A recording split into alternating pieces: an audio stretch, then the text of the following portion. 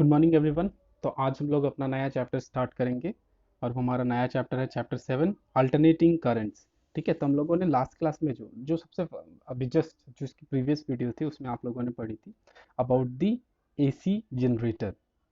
ठीक है, आपने एसी जनरेटर के बारे में पढ़ी थी। तो एसी जनरेटर में क्या देखा था आपने कि जो उसमें प्रोड्यूस करंट हो रही थी, जो ईएमएफ प्रोड्यूस हो रही थी वो ई, ठीक है, वो ई नॉट साइन ओमेगा टी के बराबर थी। और आप क्या देख रहे थे कि यहाँ पे जो इंड्यूस्ड ईएमएफ है वो किस नेचर का था, वो फिक्स्ड कांस्टेंट वैल्यू ना होकर के अगर उसका ग्राफ ड्रॉ करोगे तो ग्राफ कुछ आपको साइन के फॉर्म पे मिल रही थी, यानी कि किसी इंस्टेंट पे इस ई की वैल्यू जीरो थी, किसी इंस्टेंट पे मैक्सिमम, फिर जीरो, फिर मैक्सिमम, फिर जीरो। ठीक है, तो इसको हम लोगों ने फ्रीक्वेंसी ऑफ ऑसिलेशन बोला था, frequency of changing the polarity. क्योंकि देखो एक बार यहाँ पे इसके कंपैरिजन में ये देखा जाए तो दोनों अपोजिट पोलैरिटी में है। अगर ये पॉजिटिव होगा तो ये नेगेटिव होगा। तो हम लोगों ने साइकिलिंग हार्ट्स मतलब फ्रीक्वेंसीज को भी देखी थी कि इन इंडिया ये जो फ्रीक्वेंसी चेंज करती है वो 50 हर्ट्ज के अप्रॉक्स है, यानी कि एक सेकेंड्स में लगभग 50 टाइम्स एसी अल्टरनेटिंग करंट अपने पोलैरिटी को चेंज करने की काम करती है। अदर कंट्रीज में 60 हर्ट्ज तक भी है लगभग। ओके, तो ये हम लोगों ने लास्ट क्लास में पढ़ी थी कि ऐसा भी करंट हो सकता है, एक ऐसा वोल्टेज भी हो सकता है। अभी तक तो हम लोग पढ़ रहे थे कि V इक्वल टू 10 वोल्ट साफ साफ लिखा हुआ, पर अब ऐसा भी वोल्टेज हो सकता है जहाँ पे लिखा हुआ हो 10 वोल्ट साइन ओमेगा टी, यानी टाइम का वेरिएशन होने पे V की वैल्यू अलग अलग होगी।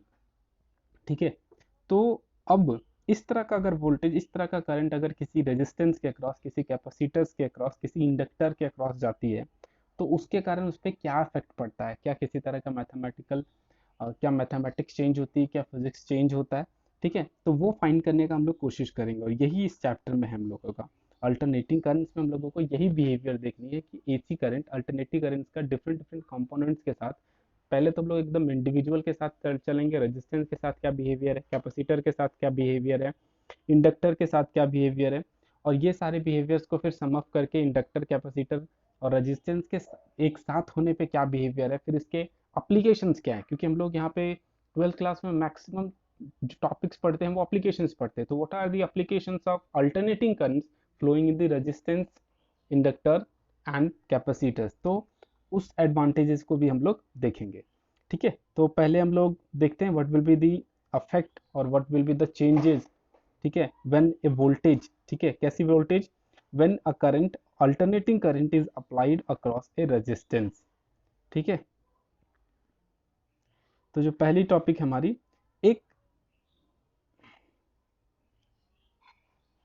एक रेजिस्टेंस आर है उसके अक्रॉस हम लोग alternating current, alternating voltage V naught sine omega T apply कर रहे हैं। और हम लोगों को देखना है कि व्हाट आर दी सर्कमस्टांसेस, क्या चेंजेस आते हैं, किसी तरह का कोई चेंज आ रहा है क्या। ठीक है, तो we have applied a EMF to resistors V equal to V naught sine omega T. ये हम लोगों ने वोल्टेज अप्लाई करी है इस रेजिस्टेंस के अक्रॉस। तो हम लोग करंट, करंट हम लोग क्या जानते हैं, तो क्या करंट जानते हैं, सपोज इसमें करंट आई फ्लो करना शुरू कर दिया। ठीक है, तो उस सिचुएशन में आप क्या लिखोगे कि V naught sine omega T equal to I, I capital R. ठीक है, और इस कैपिटल आर को अगर इधर डिवाइड में भेज दोगे, ठीक है, तो आपको क्या मिल जाएगा, I equal to V naught by R, V naught by R. तो आप क्या देखोगे कि V naught is the maximum voltage, R is the resistance, resistance तो कांस्टेंट है, यानी कि वी नॉट बाई आर जो होगा वो आपका मैक्सिमम करंट हो गया, यानी एम्पलीट्यूड हो गया। तो V naught by R is amplitude. देखो वी नॉट में आर हम लोगों ने डिवाइड किया है, इसका मतलब है कि आई नॉट, अगर आप कंपेयर करोगे आई नॉट और आई नॉट और वी नॉट को, तो किसकी वैल्यू हाइयर होगी, इसकी वैल्यू हाइयर होगी, क्योंकि आई नॉट जो है वो वी नॉट का ही आर से डिवाइड होने के बाद की वैल्यू है। ठीक है, तो आपको जो करंट मिल रहा है सर्किट में वो भी कैसा मिल रहा है, साइनोसॉइडल नेचर का मिल रहा है। यानी कि एक अल्टरनेटिंग वोल्टेज एक रेजिस्टेंस के अक्रॉस अगर अप्लाई करते हो तो जो करंट सर्किट में फ्लो करता है वो भी करंट हमारा कैसा होगा, साइनोसॉइडल नेचर का होगा। ठीक है, अगर आप वोल्टेज अप्लाई कर रहे हो साइनोसॉइडल का तो करंट जो इस सर्किट में फ्लो करेगी वो भी साइनोसॉइडल का नेचर का होगा। ये ठीक है, अभी तक तो सब कुछ ठीक लग रहा है कि साइनोसॉइडल वोल्टेज दे रहे हैं तो साइनोसॉइडल करंट जा रहा है। पर जब हम लोग नेक्स्ट टॉपिक पढ़ेंगे कि when a voltage is applied across a capacitor, तो देखोगे कि सर्कमस्टांसेस थोड़े से चेंज हो जाते हैं, वहां पे कंडीशन चेंज हो जाता है। वहां पे आप क्या देखोगे कि जो आपका वोल्टेज है, ठीक है, वोल्टेज है वो करंट से आगे जा रहा है, ठीक है, करंट जो है और वोल्टेज जो है दोनों के बीच में एक फेज गैप आ जाएगा। फेज गैप क्या आ जाएगा कि ये और ये, ठीक है, मैं दोनों में कुछ एक एंगल का डिफरेंस होगी, यानी कि वोल्टेज आपका आगे जा रहा होगा, करंट थोड़ा सा स्लाइटली पीछे होगा, ठीक है, फेज का थोड़ा सा वैल्यू, ठीक है, पीछे होगा, यानी जिस पॉइंट पे आपको करंट मैक्सिमम मिलेगा, ठीक है, हो सकता है उसी पॉइंट पे आपको वोल्टेज जीरो मिले, ठीक है, या फिर ऐसा हो सकता है कि ये वन जब होगा तब ये जीरो होगा, ये जब जीरो होगा तब ये वन होगा, ठीक है। एक फेज गैप क्रिएट होगी जब आप कैपेसिटर के across current sinusoidal voltage apply करते हो। रेजिस्टेंस के अक्रॉस तो हम लोगों ने क्या देखा कि वोल्टेज अप्लाई कर रहे हैं अगर साइनोसॉइडल, तो करंट भी हमारा साइनोसॉइडल होगा। और यहाँ पे देखो ओमेगा टी है, कोई एडिशनल फेज गैप नहीं है। पर जब कैपेसिटर के केस में देखेंगे तो वहां हम लोग देखेंगे कि एक फेज गैप आएगा, ठीक है, ओके। अगर हम लोग ग्राफ ड्रॉ करें, ठीक है, तो क्या होगा कि sine V naught sine omega T का जो भी ग्राफ होगा उसके एम्पलीट्यूड के कंपैरिजन में, ठीक है, करंट का एम्पलीट्यूड स्लाइटली कम होगा, ठीक है, पर नेचर एकदम सेम होगा। नेचर सेम होगा कहने का मतलब है जब वोल्टेज मैक्सिमम होगी तब करंट भी मैक्सिमम होगा, जब वोल्टेज मिनिमम होगा तब करंट भी मिनिमम होगा। सिमिलरली यहाँ पे जब करंट मैक्सिमम होगा तब वोल्टेज भी मैक्सिमम होगी, वैल्यू थोड़ी सी चेंज होगी, ठीक है, पर दोनों एक ही फेज में चलेंगे, दोनों अपने आप को मैक्सिमा एक ही इंस्टेंट पे बनाएंगे, मिनिमा भी एक ही इंस्टेंट पे बनाएंगे, ठीक है। इसके बाद फाइंड करते हैं what is the average power in this circuit. Average power in this circuit, ये जो साइन है ना, ऐसे करके साइन, ये बताने का काम करती है एवरेज वैल्यू। तो average of power, power average क्यों निकालेंगे वो भी समझो, ठीक है। एवरेज निकालने का रीजन क्या है, in generally power equal to क्या होता है, आई स्क्वायर बाई आर होता है। यहाँ पे जो करंट होती थी उसकी वैल्यू लिखते थे 2 एम्पियर का होल स्क्वायर इंटू 10 ओम सपोज।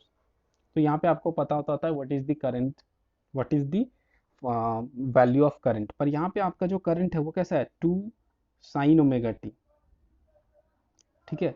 तो अब आप अगर इसके साथ 10 मल्टीप्लाई करोगे तो आपको वैल्यू नहीं मिल पाएगी। तो उस सिचुएशन में आप क्या करोगे कि एक काम कर सकते हो कि ये एक कंप्लीट ऑसिलेशन हुआ, एक पॉजिटिव पोलैरिटी एक नेगेटिव पोलैरिटी। आप एक साइकिल के लिए पावर निकाल लो, ठीक है। इसके बाद जो नेक्स्ट साइकिल होगा उसके लिए अपने आप पता चल जाएगा कि what will be the average power, what will be the power. इसके लिए एवरेज पावर निकालो, उसके बाद एक साइकिल का पता चल गया तो नेक्स्ट साइकिल का भी आपको पता होगा, एंड साइकिल्स के साथ मल्टीप्लाई कर दो, जितने पॉसिबल साइकिल्स होंगे आपको मिल जाएगा कि what will be the average power, ठीक है। तो हम लोगों का रिक्वायरमेंट क्या है कि चूंकि करंट और वोल्टेज की वैल्यू साइनसॉइडली वेरी कर रही है, हर इंस्टेंट पे वेरी कर रही है, तो सिचुएशन में एग्जैक्ट वैल्यू तो मिल नहीं रही हम लोगों को करंट की, तो इसके जगह पे हम लोग करंट का एग्जैक्ट एवरेज वैल्यू ले रहे हैं, और इसी तरह हम लोग पावर का भी एवरेज वैल्यू ले रहे हैं, ठीक है। तो पावर का एवरेज वैल्यू हम लोग ले रहे हैं, power average power of average value of power is equal to I square R. तो आई स्क्वायर का जो वैल्यू हम लोगों ने निकाली थी वो पुट कर दिया, तो I naught square sine square omega omega T R. I naught तो एम्पलीट्यूड है, आर भाई हमारा रेजिस्टेंस है, दोनों फिक्स्ड बाहर आ गए। Sine square omega T average के टर्म में रह गया, तो साइन स्क्वायर ओमेगा टी का अगर एवरेज करोगे तो इसकी वैल्यू हो जाएगी हाफ, ठीक है। तो average power will be I naught square R by half. I naught square हम लोगों को याद रखना है कि I naught square is the amplitude of the current, यानी maximum value of the current. R is the whatever the resistance, ठीक है। हाफ ये बता रही है कि जो आपका एवरेज पावर होगा, ठीक है, उस सर्किट में I naught square R by half होता था। जब सिंपली याद करो किसी रेजिस्टेंस में आर, किसी सर्किट में आर लगा हो, ठीक है, और उस सर्किट में करंट आई फ्लो कर रहा हो, तो उस सिचुएशन में उस सर्किट में पावर होता था आई स्क्वायर आर। पर यही करंट अगर साइनसॉइडल हो जाती है तो वही पावर आई स्क्वायर आर ना रह करके आई स्क्वायर बाई 2 हो जा रही है, यानी कि एवरेज पावर की वैल्यू चेंज कर जाती है, ठीक है। जो पावर आपका सर्किट में फ्लो कर रहा है, जो पावर आपका सर्किट में पजेस हो रही है, ठीक है, या डिसिपेट हो रही है, वो पावर साइनसॉइडल करंट के टाइम डिक्रीज कर जाती है, ठीक है। 2 टाइम्स डिक्रीज हो गई ना, ठीक है, एकदम हाफ हो जा रही है कंपैरिजन टू डीसी करंट, जब डायरेक्ट करंट फ्लो करती है तो। और ये एक और रीजन भी है कि हम लोग एसी करंट को यूज करते हैं, ठीक है, क्योंकि इसमें जो पावर का लॉस होता है वो कंपैरिजन टू, ठीक है, डीसी करंट कम लॉस होता है, ओके, ठीक है। तो ये थी हम लोगों की कि अगर हम लोग एक अल्टरनेटिंग करंट्स को किसी रेजिस्टेंस के क्रॉस लगाते हैं तो उसके कारण क्या इफेक्ट आएगा।